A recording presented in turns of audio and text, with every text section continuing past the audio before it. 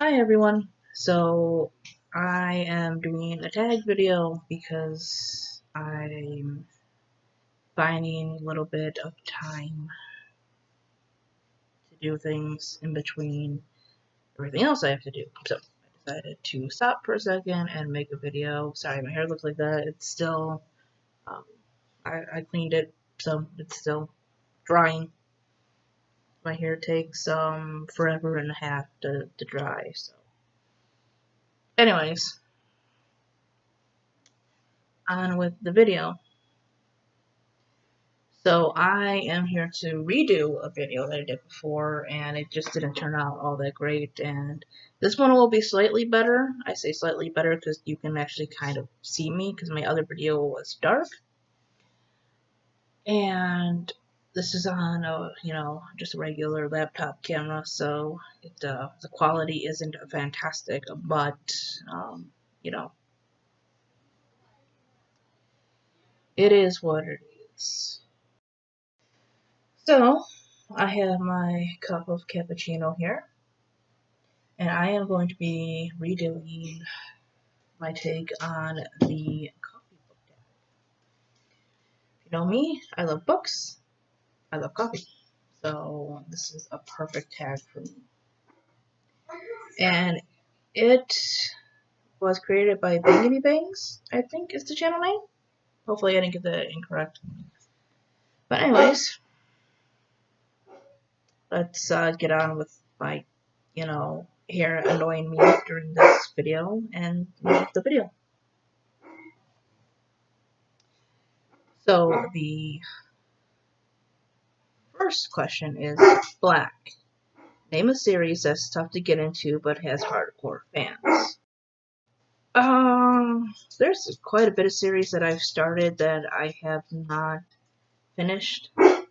And most of the time I like them, it's just that I don't have the time to really get into these worlds, especially fantasy series. Many of them are very, very thick. There's quite a lot of world building in them, which I love. And I really wish, I could get more into fantasy. I really want to. It's a genre I want to pick up more. I've read 3 Harry Potter books. I've read Coraline, which I guess is, you can be considered a fantasy, supernatural kind of thing. Yeah, I just love a lot of those stories. And I want to write one. I want to write a fantasy. That's what I'm planning on doing for NaNoWriMo. But for me, I just always feel like I don't have the time to actually concentrate on. So yeah, I started to read the Chronicles of Narnia, and it was okay. I feel like the second book's gonna be a lot better. They also have, I think, only made um movies out of certain books. They didn't do all of them because they started with The Lion, the Witch, and the Wardrobe. And so I'm going to say that one I think can be good, but I wasn't in a rush to finish it. So maybe something like that. Next one is Peppermint and Mocha. Name a book that gets more popular during the winter or festive time of year. And I don't know. A lot of people say Harry Potter, which I think a lot of people do read Harry Potter more during Christmas time and everything. But if you're on BookTube or reading groups like I am and such, often it's whatever holiday it is, people are looking for certain genres to read. October is a big one with Halloween. A lot of people are doing horror themed readathons. So pretty much anything that is horror related. I want to say horror maybe even dominates Christmas, like Christmas stories and Valentine's Day stories, because maybe it's just me, maybe it's just the people I watch that could be it. But I see a lot of readathons in October. Um, so yeah, I'm gonna say anything horror related. You hear a lot of the names, Anne Rice, Stephen King, the classics, Dracula, Frankenstein, stuff like that. Number 3 is hot chocolate. What's your favorite children's book? I don't have a favorite because I love a lot of middle grade books. I just think they're full of imagination and they're whimsical and stuff like that.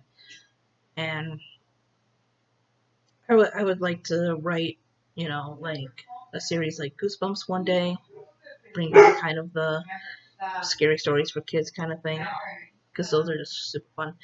Um, but children's books that I have loved, um, and see, when I think of children's books, a lot of people will think of like picture books and stuff.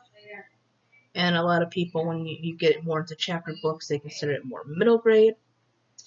But, that still is technically children's books. Because they're not teenagers, so it's not YA. But some I really enjoyed have been Alice in Wonderland, Matilda, Coraline.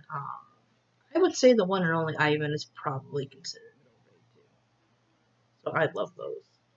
I love most of what I've read from Kate DiCamillo, especially because of Winn-Dixie and The Miraculous Journey of Edward Tulane. Both of those books are absolutely fantastic. Short, but fantastic.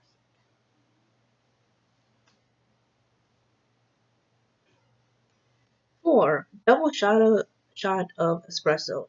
Name a book that kept you on the edge of your seat from start to finish. Probably Unwind by Neil Shusterman. Uh, I would say that's the third dystopian book I read, if you count The Giver and its companion book, Gathering Blue. If you count those, then it would have been my third one. And it has a very dark premise, and I really enjoyed it. It's one of the first full books that I read on my Nook, and it just really kept me engaged. Starbucks, name a book you see everywhere. Uh, you know what? I think after everything that's going on, and even years after the movies had been out and everything, you still see Harry Potter. You still see it. Um, Also a lot of contemporary books, a lot of John Green, The Hate You Give, stuff like that. I want to say is what you see a lot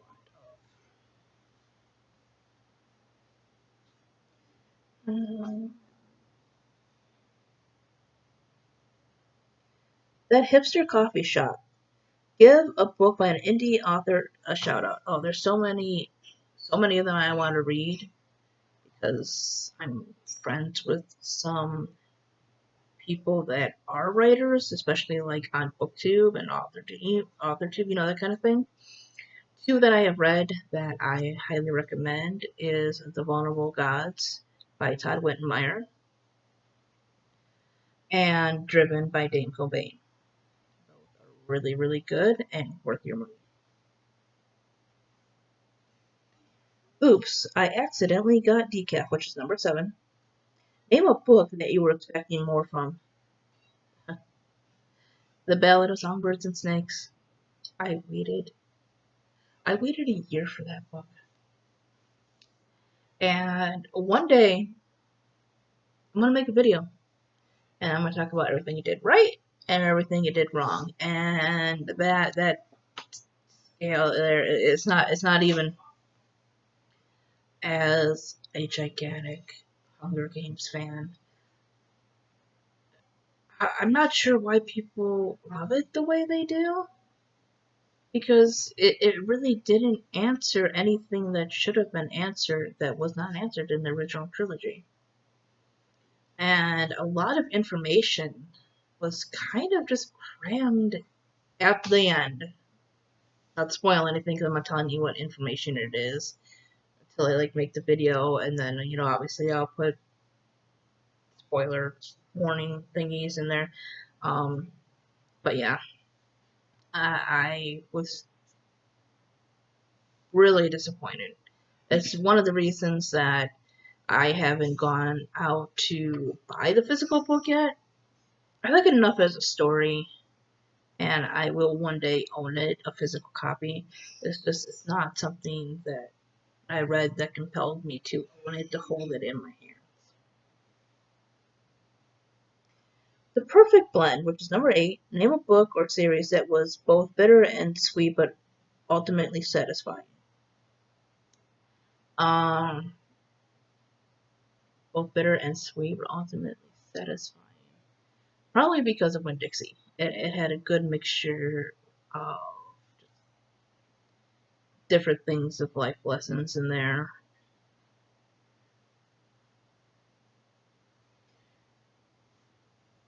And I think, is that it?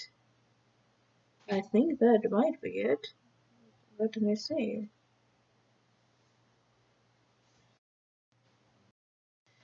Yeah, looks like that is the end of the tag.